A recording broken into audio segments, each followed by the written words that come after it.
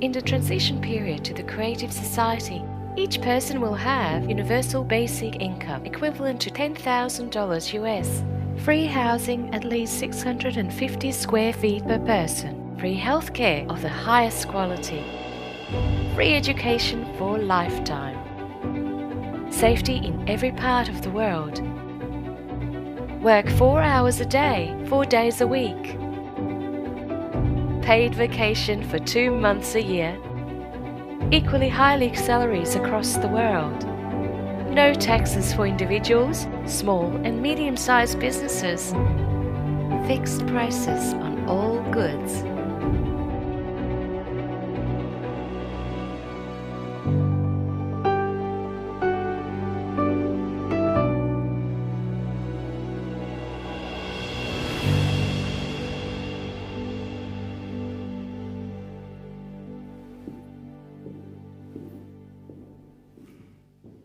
When I look at the picture of this kind of the world, a thought comes to my mind. This is incredible. This is incredibly cool. And yes, I want this kind of life. But just like in any person, a skeptic inside me begins to rant and says, first of all, it is impossible to implement. And even if it is possible, it certainly won't happen in my lifetime. And goes on to affirm, no one will let you do this. And you know what I reply to him? You're right. And indeed, he is right. In today's economy of the consumerist format, in which we exist nowadays, this cannot be implemented. This requires a different economic model. We need to look beyond the confines of the current system. And I invite you to learn about a new model of economy that will provide a high standard of living for every human being. This model has been developed and proposed by experts from around the world. It takes into account the economic needs of each person, technological advances, and the need for our civilization to develop and evolve. This innovative model will change our lives from the first day of its implementation. I want to draw your attention to the fact that its implementation is possible only if the format of society is changed from consumerist to creative. And further, I will explain why. Unlike the current economic model, the new model will have a different goal: to provide the high standard of living for every human on the planet. There are two key requirements for the new economic model to function and achieve this goal. The first requirement: the new economic model can only work on a planetary scale. It cannot work in a single country. The second requirement is the self-governing society. All power must belong to the people.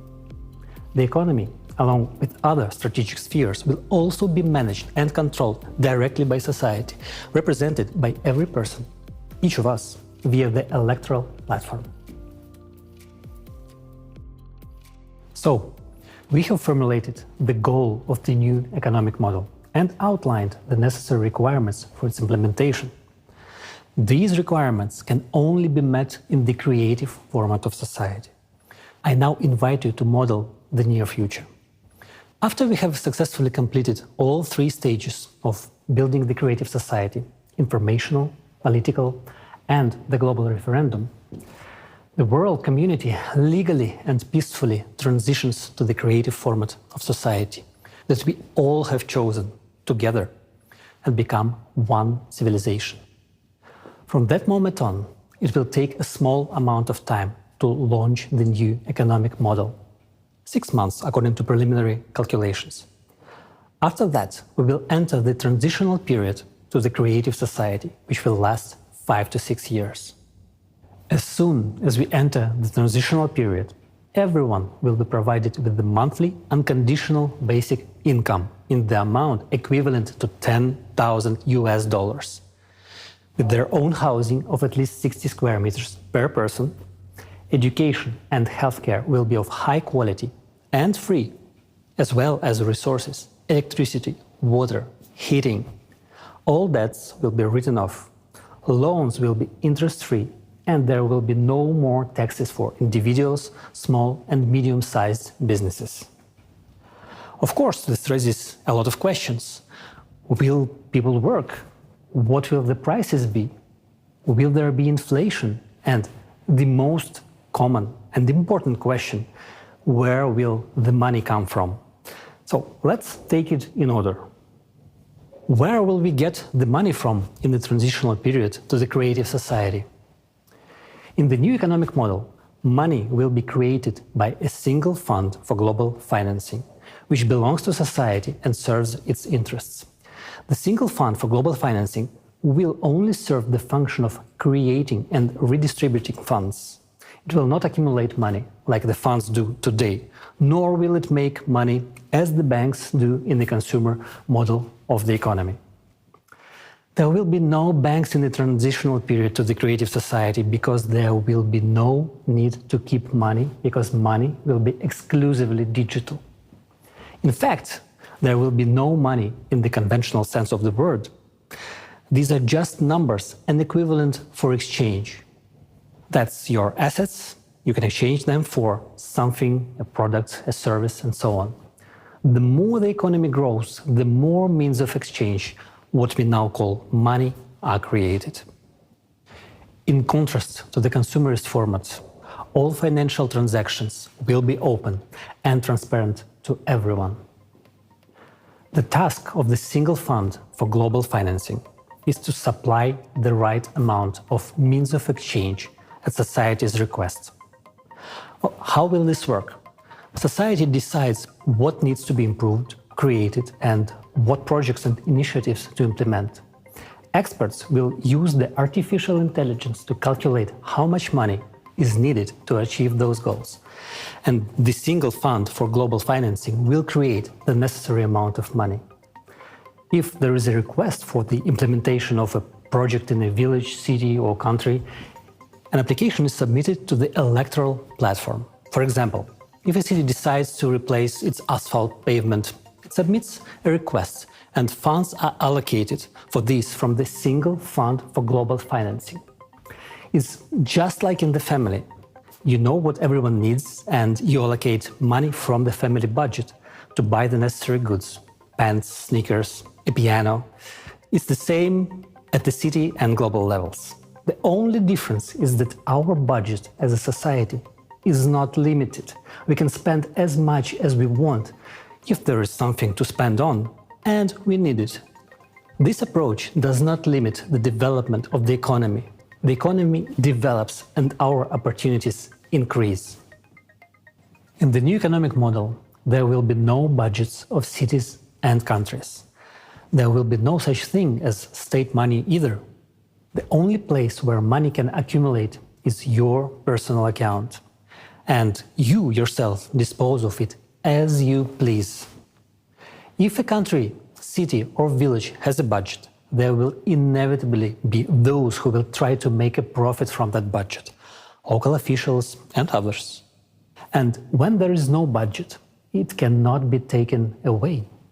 And this is the answer to the question of why there will be no corruption, theft, and bureaucracy. There won't be a situation where the asphalt pavement was changed last year and this year it is changed again, and someone makes money on it. It will not happen because the monitoring system will guarantee the transparency of all operations. Monitoring that the money allocated has been used as intended will be done with the help of technologies that already exist, such as the multipurpose complex Voskhod. You won't be able to buy building materials for a higher price than those that are sold everywhere, and everyone can see their price. How is it possible to steal if what you buy and sell can be seen immediately? Money flows are transparent. Anyone can see what every penny is spent on. Now, in the consumerist format, this information is hidden. But in the transitional period to the creative society, it will be available to everyone.